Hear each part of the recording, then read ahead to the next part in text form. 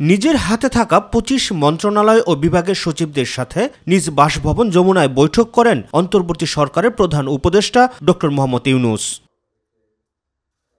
বেলা ১১:১৫ থেকে শুরু হয়ে বৈঠকটি চলে ১:১০০ পর্যন্ত। এ সময় বেশ কিছু নির্দেশনা দেন তিনি।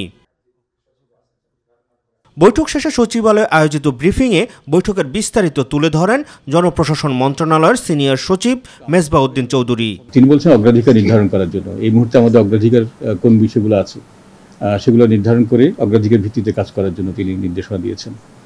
আর স্বচ্ছতা এবং এটা হচ্ছে সংবেদনশীলতার সাথে কাজ করা, এটাকে গুরুত্ব দেওয়ার জন্য তিনি নির্দেশনা দিয়েছেন, যাতে করে যারা যে মহৎ উদ্দেশ্য নিয়ে যে পরিবর্তন সেই উদ্দেশ্য সাধন হয় এবং উদ্দেশ্যকে আরও বেগবান করে সামনে এগিয়ে নিয়ে যাওয়া যায়, সেই বিষয়ে তিনি নির্দেশনা দিয়েছেন।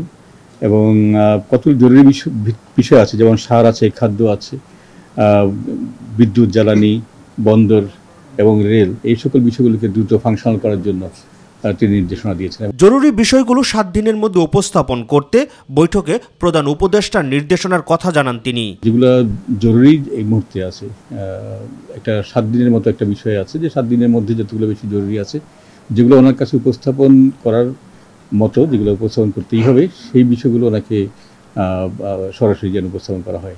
সাংবাদিকদের প্রশ্নের জবাবে সচিব জানান, প্রশাসনে বঞ্চিতদের দ্রুতই পদোন্নতি দেওয়ার ব্যবস্থা করা হবে। তবে ১৫ই আগস্ট জাতীয় শোক দিবস পালনের বিষয়ে এখনো কোনো নির্দেশনা আসেনি বলেও জানান মেজবাহ উদ্দিন চৌধুরী।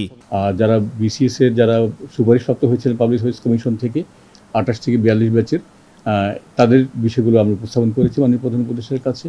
আমরা আশা করছি আমরা আগামী কাল বা পরশুর মধ্যে এই বিষয়ে আমরা একটা সুস্পষ্ট একটা প্রতিকার দিতে পারবো। রাকিব হাসান, মাই টিভি, ঢাকা। কিভাবে নথি উপস্থাপন